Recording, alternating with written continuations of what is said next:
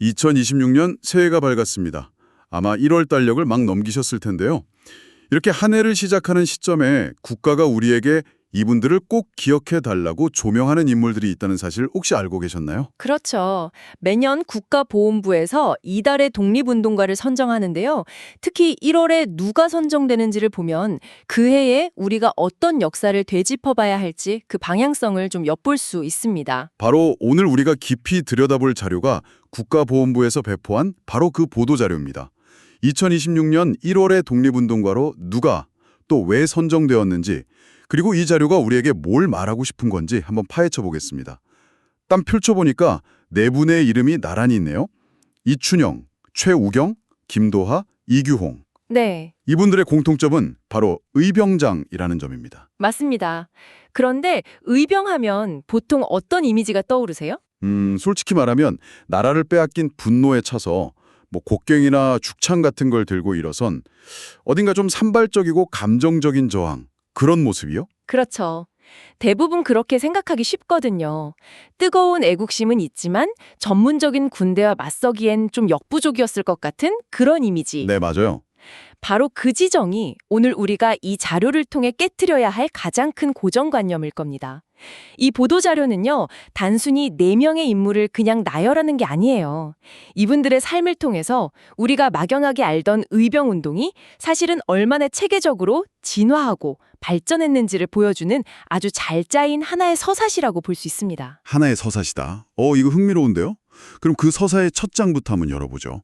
자료에서는 의병운동을 전민족적 항일 무장투쟁이라고 정의하고 있네요. 네, 그리고 도화선이 된 사건으로는 을미사변, 을사늑약, 그리고 군대 해산, 이렇게 세 가지를 꼽고 있고요.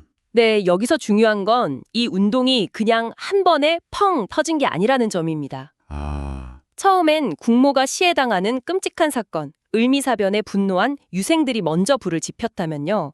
그 다음엔 외교권을 총체로 빼앗긴 을사늑약의 백성 전체가 들고 일어났고, 마지막으로 나란히를 지키던 군대마저 강제로 해산되니까 전문 군인들까지 합류하면서 그 양상이 완전히 달라지게 되거든요.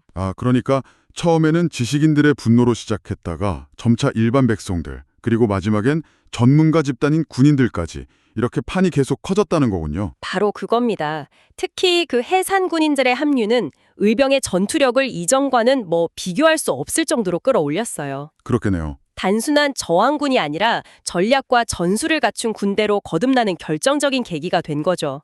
자료에서도 이 흐름이 나중에 독립군과 임시정부로 이어지는 무장 독립운동의 출발점이라고 그 의미를 분명히 하고 있습니다. 와, 의병운동이 없었다면 이후에 독립전쟁도 없었을 수 있다는 얘기네요. 독립운동사의 가장 굵은 뿌리였다, 이런 의미군요. 맞습니다. 자, 그럼 이 거대한 진화의 과정을 1월에 독립운동가로 선정된 네 분의 삶을 통해 직접 확인해 보겠습니다. 이분들의 활동 시기와 방식이 다 다르다고 하셨는데 그 차이점이 바로 진화의 증거가 되겠군요. 첫 번째 인물, 이춘영 의병장부터 시작해 볼까요? 이춘영 의병장은 1896년에 순국하신 분인데요. 그야말로 초기 의병의 상징과 같은 인물입니다. 1896년. 네, 자료에 따르면 원주에서 의병을 일으켰다고 나오죠. 1896년이면 을미사변 바로 다음 해입니다. 아, 그렇군요. 국모 시해 소식에 충격과 분노를 느낀 유생들이 전국 각지에서 처음으로 의병을 일으키던 바로 그 시점이에요. 제천 단양 일대에서 일본군과 직접 전투를 벌였고 단양 장회엽 전투에서는 심지어 승리를 거뒀다는 기록도 있네요.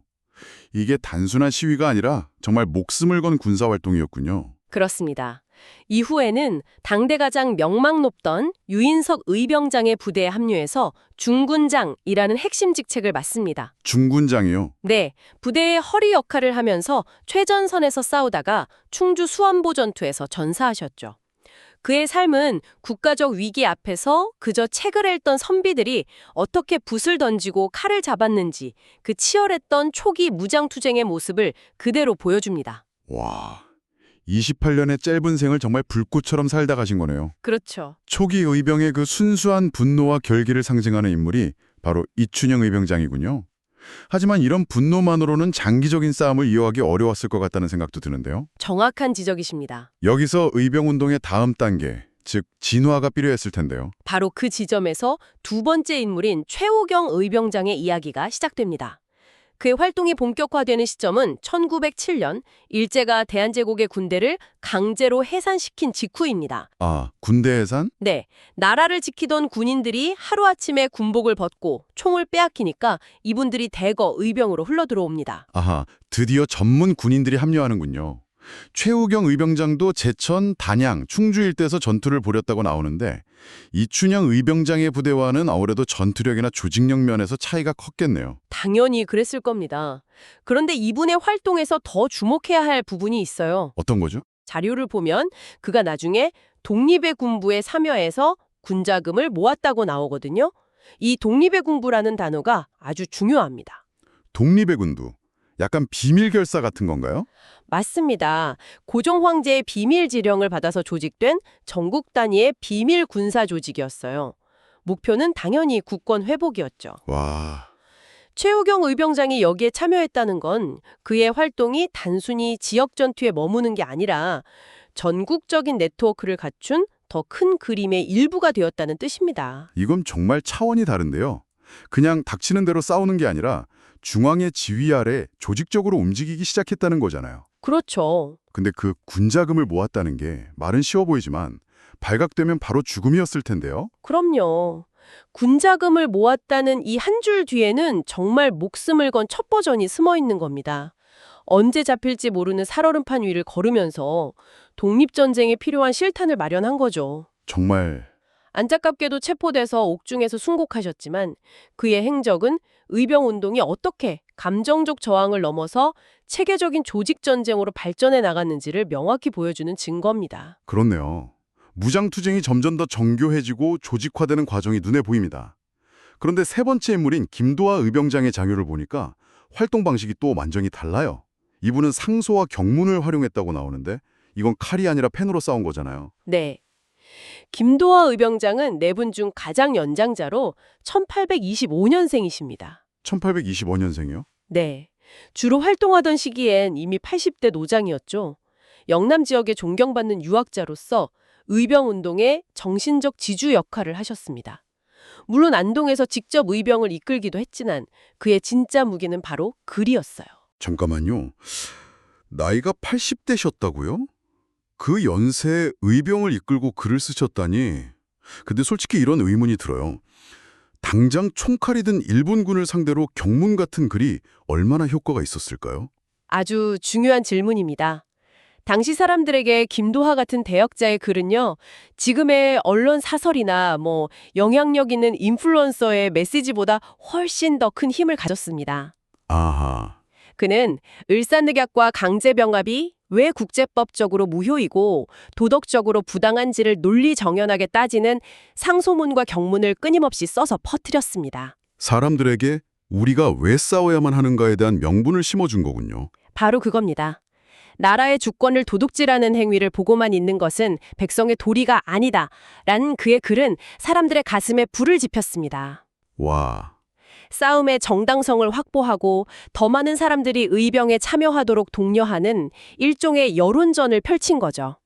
무장투쟁이 흔들리지 않도록 뒤에서 이념적, 사상적 기둥을 단단히 세워준 겁니다. 그렇군요. 의병운동이 단순한 군사행동이 아니라 왜 싸워야 하는지를 묻는 철학적 투쟁이기도 했다는 걸 보여주는 거네요. 맞습니다. 와, 정말 의병운동의 입체들인 모습이 보입니다. 초기 의병의 순수한 분노, 이춘영, 전문 군인들의 합류로 인한 조직화, 최우경, 그리고 투쟁의 명분을 세운 이념전, 김도하까지. 그럼 이 모든 흐름들이 마지막에는 어디로 모이게 되는 걸까요? 마지막 인물, 이기용 의병장의 삶에 그 답이 있을 것 같습니다. 네, 이규용 의병장은 앞서 나온 모든 이야기들을 하나로 엮어서 다음 시대로 넘겨주는 연결고리 역할을 한 인물입니다. 연결고리. 그의 활동 반경은 정말 넓어요. 처음에는 전북, 충청 지역에서 의병을 이끌면서 직접 일본군과 싸웠습니다. 그리고 최우영 의병장처럼 독립의군부에도 참여했군요. 조직 활동에도 가담했고요. 맞습니다. 그런데 여기서 그치지 않아요. 그의 활동은 국내를 넘어섭니다. 자료에 따르면 그는 상해에 수립된 대한민국 임시정부를 지원하고 만주에 있는 독립군 기지 건설과 군인 양성에도 기여했습니다. 잠시만요.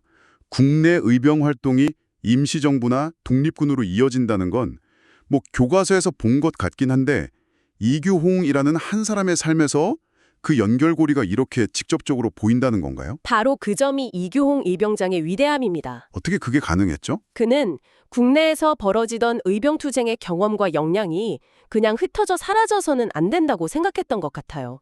그래서 국내의 의병 조직과 국외의 임시정부, 독립군 기지를 연결하는 다리 역할을 자처한 거죠. 와, 그의 삶 자체가 의병운동이 일회성 저항으로 끝나지 않고 더 큰 독립전쟁의 한 부분으로 계승되었음을 증명하는 살아있는 증거인 셈입니다. 이제야 그림이 완성되는 느낌입니다.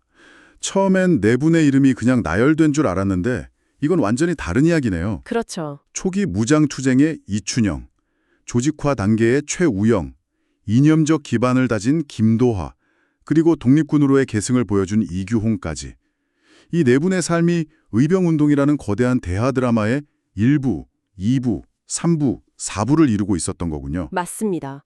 보훈부가 2026년의 첫 달에 바로 이 그림을 우리에게 보여주고 싶었던 겁니다.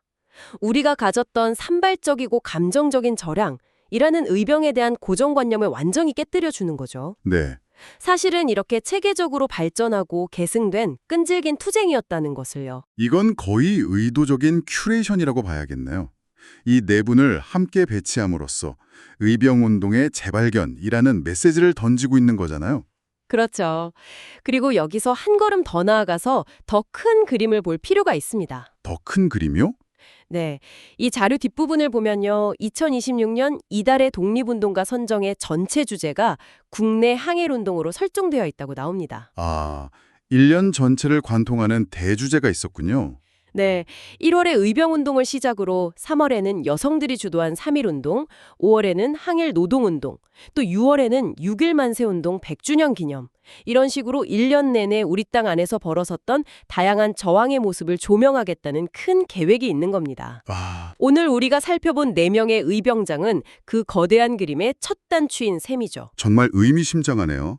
2020년에 문을 열면서 우리가 발딛고 사는 바로 이 땅에서 어떤 끈질긴 저항의 역사가 있었는지 그 뿌리부터 차근차근 되짚어보자는 메시지로 들립니다. 정확한 해석입니다. 국내 무장투쟁만큼이나 국내에서의 저항도 정말 중요했다는 점을 강조하는 것 같고요. 네, 오늘 보도자료 한 장을 가지고 정말 깊은 이야기를 나눠봤네요. 네, 2020년 1월에 독립운동가로 선정된 이춘영, 최우경, 김도하, 이규홍. 이제 이 네 분의 이름이 단순한 이름이 아니라 의병운동의 시작과 진화, 그리고 계승이라는 거대한 역사의 흐름으로 기억될 것 같습니다. 마지막으로 자료에 나오는 흥미로운 숫자를 하나 짚어드리고 싶습니다. 이달의 독립운동가 선정 사업이 1992년에 시작돼서 2026년까지 총 539명의 독립운동가가 선정되었다고 합니다. 539명이요? 네, 결코 적은 숫자가 아니죠. 그러네요. 그런데 솔직히 말해서 오늘 우리가 이렇게 깊이 들여다본 이 네 분의 이름조차 저에게는 사실 낯설었습니다. 아마 많은 분들이 비슷할 거고요. 그렇죠. 이상하지 않나요? 우리는 분명 의병운동이라는 역사는 배웠는데 그 역사를 만든 사람들의 이름과 얼굴은 왜 이렇게 희미할까요? 바로 그 지점이 우리가 생각해봐야 할 문제입니다. 우리는 역사를 사건 중심으로 배우는데 익숙하죠. 을미의병, 정미의병 이런 식으로요. 하지만 그 사건을 온몸으로 살아낸 한 명 한 명의 삶은 쉽게 잊힙니다. 아, 그래서 오늘 여러분께 마지막으로 던지고 싶은 질문은 이것입니다. 우리가 이분들의 이름을 마주할 때 그들의 삶과 정신이 단순한 기념이나 암기 과목으로 남지 않고 오늘날 우리의 살아있는 기억이 되기 위해서 우리는 무엇을 할 수 있을까요? 보도자료 속 이름에서 우리 마음속의 한 사람으로 이분들을 되살려내는 일. 그건 아마 우리 각자의 몫일 겁니다.